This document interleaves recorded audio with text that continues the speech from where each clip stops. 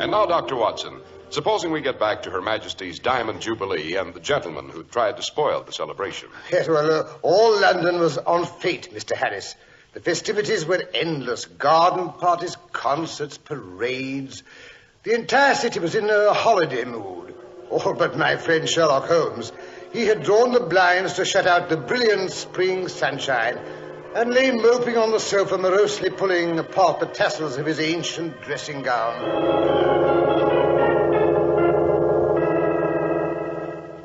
Oh, for heaven's sake, Holmes, buck up and stop strewing bits of silk all over the carpet. You look as if you were molting. Everyone else is overjoyed at the celebrations. Leave me alone. I'm having my own private celebration. Oh, what are you celebrating in this particularly lugubrious fashion? Watson, do you realize it's just 6 years since Professor Moriarty and I pushed each other into the Reichenbach Falls?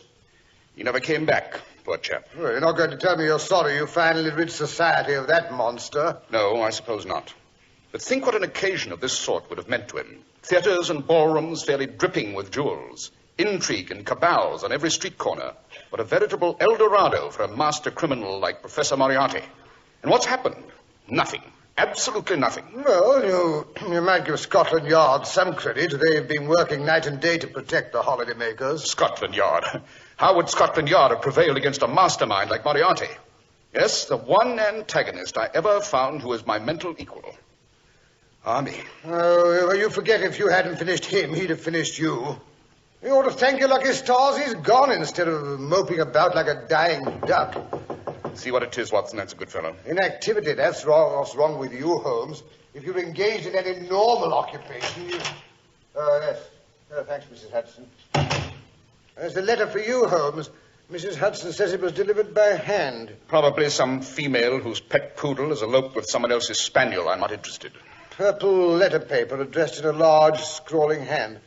There's a strange sort of crisscross in the upper left-hand corner of the envelope. What's that? Watson, give me that envelope. Well, all right, you needn't snatch it out of my hand. By all that's holy, that's not a double crisscross, it's the letter M. Watson, it's Professor Moriarty's handwriting. Oh, you're off your head, Holmes. This Moriarty business has become an obsession, an idée fixe. You'd better go out in the fresh air and get some exercise, or you'll be imagining that you see him... Shut up, Watson, and listen to this. To the world's greatest detective, Mr. Sherlock Holmes, warning. At least he doesn't underrate me, Watson? Oh, go to blazes. You will doubtless be astounded to learn I am alive. I managed to survive our little personal encounter in Switzerland, not without sustaining physical damage which kept me in the hospital for over a year. The remainder of the time which has intervened since we last met has been spent in building myself a new organization. You destroyed my last one, if you remember. I shall not soon forgive you for that. You doubtless look on yourself as society's protector. You are wrong. I like that. Don't interrupt, Watson. The more I am thwarted, the greater is my thirst for revenge on society. I have held my hand long enough. From today forward, look out for me. I shall begin this afternoon by staging a daring jewel robbery in the Strand. Tonight, a certain lady at the Command performance in Albert Hall will lose her famous emeralds.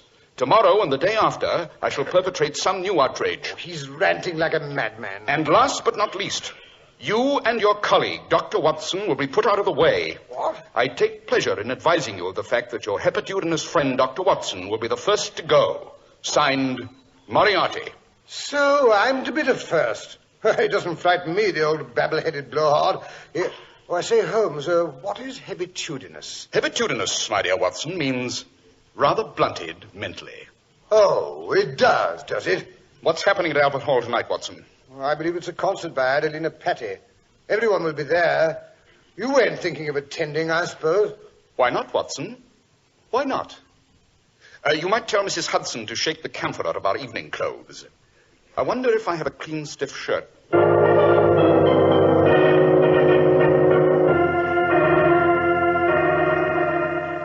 Oh, dash it all. These... Seems to be the difficulty, Watson. Oh, everything's shrunk. My collar, my waistcoat, even my evening pumps. Why is it when anything's laid away in mothballs for a few months, it inevitably comes out a size smaller? It couldn't be because you've grown a size larger, I suppose. Oh, shut up. There, you see? You see what happens when I lose my temper? What? I just popped another button. I suggest you descend to the kitchen and allow Mrs. Hudson to repair the damage. No. Now what? It sounds like one of your confounded clients. Don't worry, I'll get rid of him in short order. Better take the back stairs down to the kitchen, Watson. You don't want to be caught in disarray in case the client is a lady. Oh, good Lord.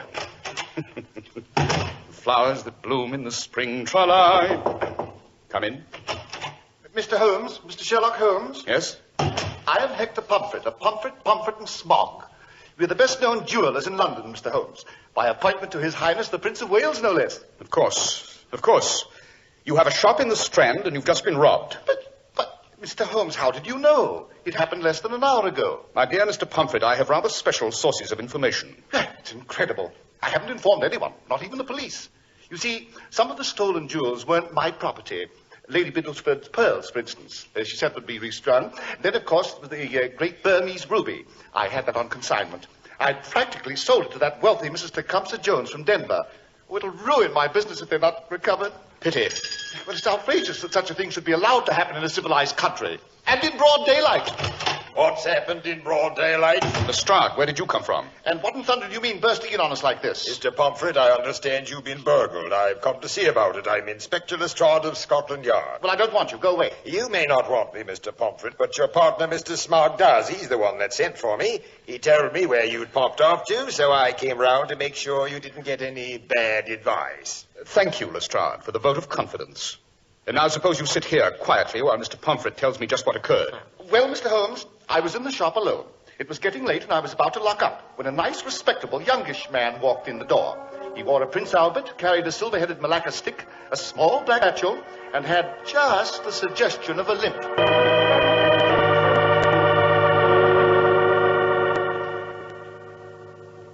Pardon me, you're Mr. Pomfret, I believe. That's the thing I can do for you, sir. I wasn't the point of locking up, but if there's anything No, you want... nothing but important, I'm afraid. Just a crystal of my watch. I'm a doctor, you see, and my watch is a rather important bit of equipment in my profession. Of course, I understand. Well, I'll see if we have a crystal to fit. If you don't mind waiting a moment. No, not at all. I amuse myself by looking at the handsome baubles in this showcase here. They're more than baubles, I assure you, Mr. Watson, Dr. Watson. Well, that ruby in the middle is worth a king's ransom, as they say. Really? Oh, yes, here we are. This crystal's perfect fit. Just a slight bit of pressure, so, and there we are. Is your watch, Dr. Watson? The charge will be 2 shillings. Keep the watch. It served its purpose. I prefer the ruby and the other baubles. What do you mean? Stand back or you'll be cut by flying glass. But, Dr. Watson, put down that cane. Oh, stop him! I'm being robbed! Stop, thief! Stop!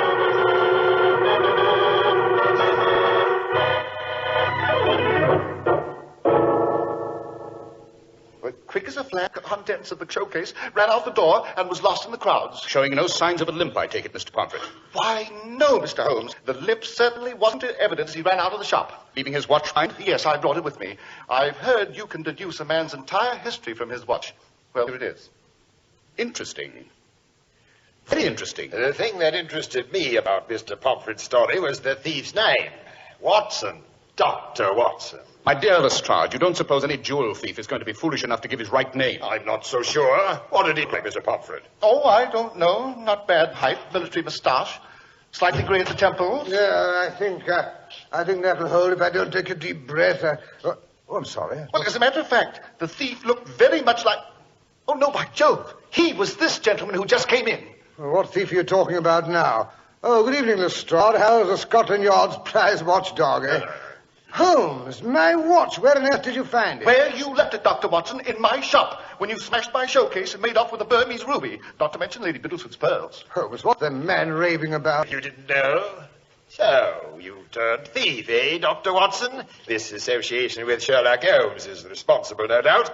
I've always suspected you to work both sides of the street. What's this all about, Holmes? Has everyone gone mad? I think I can explain the confusion, Watson. You'll not talk your way out of it this time, Mr. Sherlock Holmes. We've got the goods on your friend, Dr. Watson. Mr. Pomfret has made a positive identification.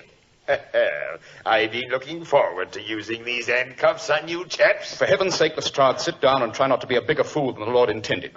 It's also perfectly simple. Here, read this letter I received this morning and see if you can comprehend what danger we're really in. It'll take more than a letter. Shut up and read it.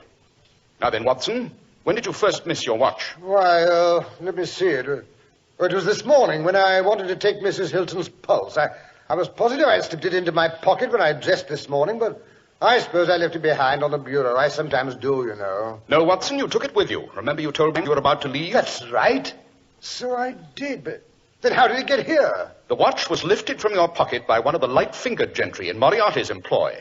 Later this afternoon, it was used by another gentleman who impersonated you and robbed the jewelry shop of Mr. Pomfret here, leaving the watch behind to incriminate you. What a blackguard, the filthy blackguard. I've been in... Why, you can give me an alibi, Holmes. Naturally, he's in codes. If you won't believe me, Lestrade, perhaps you'll take Mrs. Hudson's word. She spent the afternoon letting out Dr. Watson's dress shirt and fitting it to his person. But this is fantastic. This was exactly on Mr. Holmes. All this hanky-panky about Professor Moriarty and his outfit. I've never even seen the man. How do I know there is such a person? You'll just have to take my word for it, Lestrade. Incidentally, we shall miss the first part of the concert at Albert Hall unless we hurry. Oh, good Lord, and I have to rush home and dress. I'm sitting in Mrs. Tecumseh Jones's box, you know. Who cares? I shall have to go to keep an eye on those blasted tiaras, I suppose. Ha! I hate music. I know, but you wouldn't want to miss the professor's next robbery. Come along, Lestrade.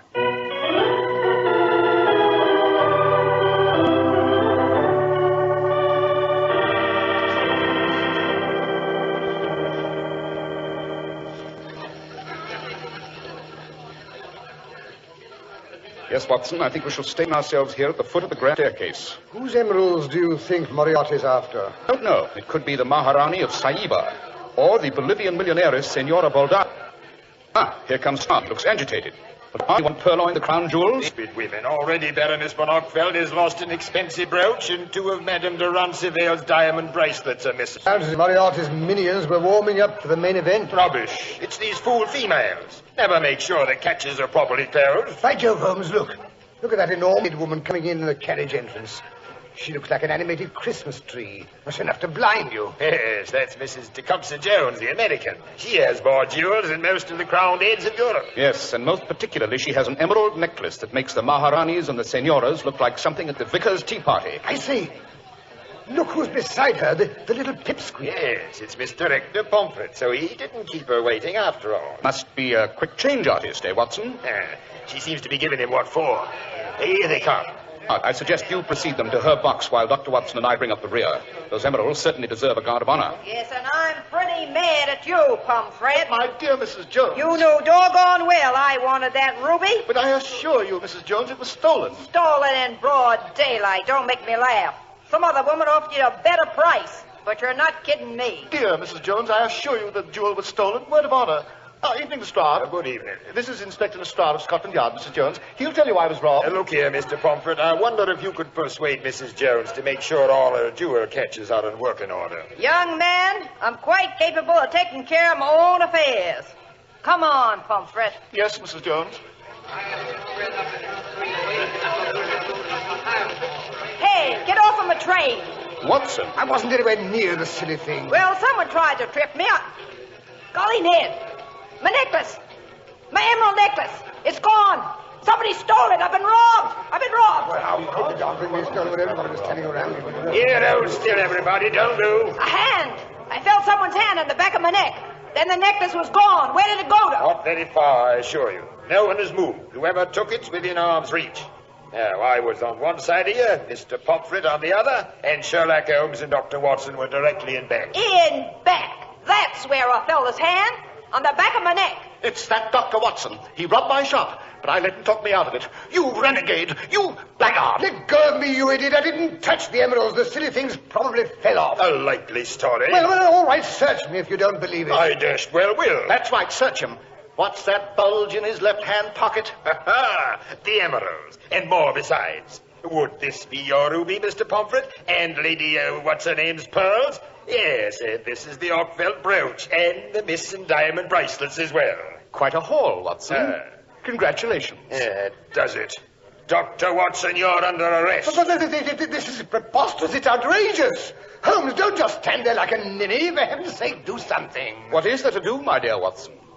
Better go quietly.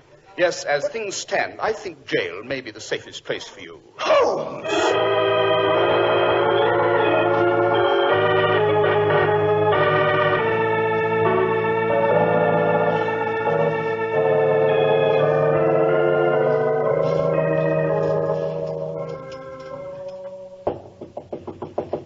Come in. Inspector Lestrade. Up and about early, aren't you, after last night's festivities? Patty was in excellent voice, didn't you think? I didn't listen. I was busy seeing no more jewels were stolen. Even with Dr. Watson safely under lock and key? As a matter of fact, Holmes, several other pieces did turn up missing. The Duchess of Wentworth's tiara and Lady Moulder's diamond stomacher. Oh? Look here, Holmes. You don't think it's possible those jewels were planted on Dr. Watson? Lestrade, you astonish me. Every now and then you show signs of intelligence. By the way, I had a further communication from Professor Moriarty this morning. Like me to read it to you? I don't suppose I could stop you. Quite. My dear Mr. Sherlock Holmes, yesterday's exploits were so successful in spite of my advance warning, I think I shall let you in on my further plans. I rather enjoy watching your feeble attempts to prevent my activities. That's a rap at you too, you know, Lestrade. Go on. I shall arise betimes, but this morning I shall rob the Sailors' and Merchants' Bank. At 9, the Merchants' Guild will receive my attention. At 11:15, I shall relieve Lily Langtry of her sapphires. I shall then take 2 hours off for lunch. The music at the Savoy is so refreshing, you know. At 2, Baroness Traphagen's famous cameos will be missing. At 4, Mortimer Brewster, the American millionaire, will find it convenient to pay me £100,000 to cover up a few little irregularities in his shipping business. Then I shall go home for a bit of a nap, a late dinner, and then the grand finale. Well, what's he got up his sleeve for this evening, the blighter? I shall spend the evening at Buckingham Palace, where Her Majesty is giving a ball. All the best people will be there. I do hope you can manage to come, my dear Holmes, for at 12 midnight I shall blow the whole place to kingdom come. Until then, au revoir. Signed, Moriarty. He's joking, of course. He must be joking. Blow up the palace. Good Lord, it's unthinkable. It's a nightmare. It's worse than that, Lestrade. It could very well be the twilight of the gods for the British Empire. You're joking, Holmes. I was never more serious in my entire life. Come in. Inspector Lestrade, sir. Scotland Yard sent me. They thought you ought to know, sir. What, Albert? And straighten your tunic. Yes, sir. The Sailors' and Merchants' Bank, sir, has been robbed, and the Merchants' Guild Hall has been set afire, sir. You can't very well blame Watson for those calamities, Lestrade. Maybe we should have locked you up too, Holmes. But there's something else, sir. What's that, Albert? Mr. Pomfret, sir. Mr. Hector Pomfret was found tied up this flat when his charlady come to work this morning, sir. Good Lord. The city says he's been tied up since he went home to dress for the concert last night, sir. But he was at the concert. I saw him with my own 2 eyes. No, Lestrade. You saw someone who impersonated Hector Pomfret. The same man who earlier impersonated Dr. Watson, I suspect. I was pretty sure it wasn't Pomfret himself when he arrived so promptly. He hadn't had time to change, you know. And then when I saw his ears, I was certain. His ears? What's that got to do with it? A good makeup can disguise any feature except ears. The ears on the man who escorted Mrs. Tecumseh Jones were not the ears I'd noticed on Mr. Pomfret earlier in the day. Whose ears were they, do you suppose? I rather imagine they belonged to Professor Moriarty. I'm convinced he spent the last few years studying the art of disguise. But then we wouldn't know him if we ran into him. I would, Lestrade. I shall be looking for his ears tonight at the ball at Buckingham Palace. Do you think you could manage to release Watson in time to accompany me? I hate to carry my own revolver. It destroys the fit of one's evening clothes, don't you know?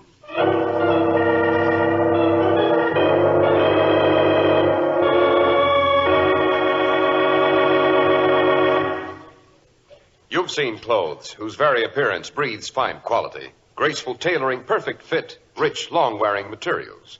But unless you've worn Clippercraft clothes, you've never seen that kind of suit at only $40 and $45, or that kind of topcoat or overcoat at only $40. The quality so evident in Clippercraft clothes is made possible by the sensational Clippercraft plan. It concentrates the buying power of 924 leading independent stores across the nation, bringing you the savings that result from this group buying. Yes, even clothing experts are amazed at these remarkable Clippercraft values. Clothes that are truly fine in every way at the price of ordinary clothes. Selling expensive clothes at inexpensive low prices at the nation's finest independent stores is the great big idea behind the Clippercraft plan. That's why men who know insist on Clippercraft clothes. So be sure to visit the Clippercraft store in your city. These leading stores in the metropolitan area are proud to add their names to Clippercraft in your suit, topcoat, and overcoat.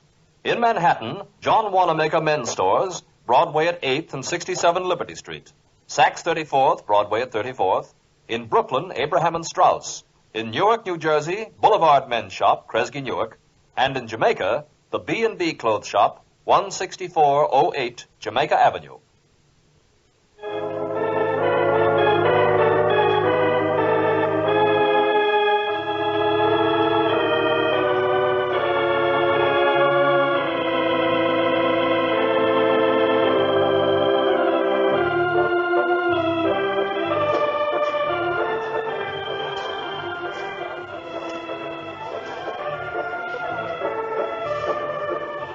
Quite a bean feast, eh, Holmes? Nothing like a ball at Buckingham Palace. Brings out the flower of the empire, I always say. Quite a contrast to Bow Street Jail. Yes, I shan't forgive you for that in a hurry, Holmes. Oh, here comes Lestrade, looking like a mother hen whose ducks have taken to water. Look here, Holmes. I can't help worrying that someone sneaked in that confounded bomb in an opera cloak on a bustle. My dear Lestrade, I told you I'd taken care of that. Shinwell Johnson has provided us with the best pickpockets in the business. They're acting as coat-room attendants. I promise you, every guest of this party has been thoroughly, if unobtrusively, gone over. Not a pocket handkerchief has been overlooked. And I've had my men frisk the staff. The great danger, of course, is the refreshments. Well, I've ordered supper served in tents at the opposite end of the grounds, like you suggested. If it's too far for the guests to walk, so much the better. They'll have to get along in the punch and champagne. And very nice champagne, too, I must say. Yes, the old widow of Windsor keeps an excellent cellar, God bless her. And keep her from harm. Amen.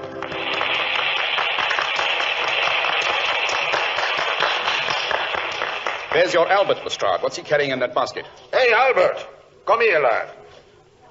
What's that you've got in the basket? I'm taking in a chicken and a bottle of wine to the boys, sir. There's to be no refreshments served here, and the boys are uncommon hungry. So we, Albert. Suppose you give us that basket. Very good, sir. Holmes, you're not going to have a picnic lunch here. A nice, plump chicken, Albert. And rather heavy. Wait a minute. Where are you going? Get another chicken for the boys, sir. Oh, no, Albert. Stay here and share this one with us. Holmes, that chicken, it's ticking. Yes, Watson, it contains a very ingenious time bomb. When is it set to go off, Professor Moriarty? At 12 o'clock, which is in exactly 30 seconds. You're not, Albert. Quite. Hang on to him, Lestrade. I'll take care of the bomb. There's no time. 30 seconds. Holmes, throw that chicken out of the window. It'll blow him to bits. Ah! Fool. Why didn't he throw the bomb? Why did he have to run with it? Because you can only throw it about 50 feet. The explosion would be too close. It would start a panic. On the other hand, it's remarkable how far you can run if you've been a splinter in your youth like Holmes. Will it never be 12 o'clock? It's the longest 30 seconds of my entire life.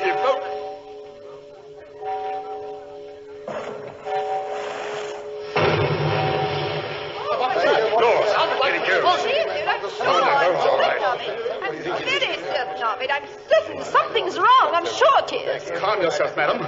It's just the signal to start the fireworks. Yes, there goes the first Roman candle. Oh, it's lovely. Oh, it's so beautiful. That bomb. I tossed it into the lake. Created quite a splash, but the water deadened the explosion. One more question, Holmes.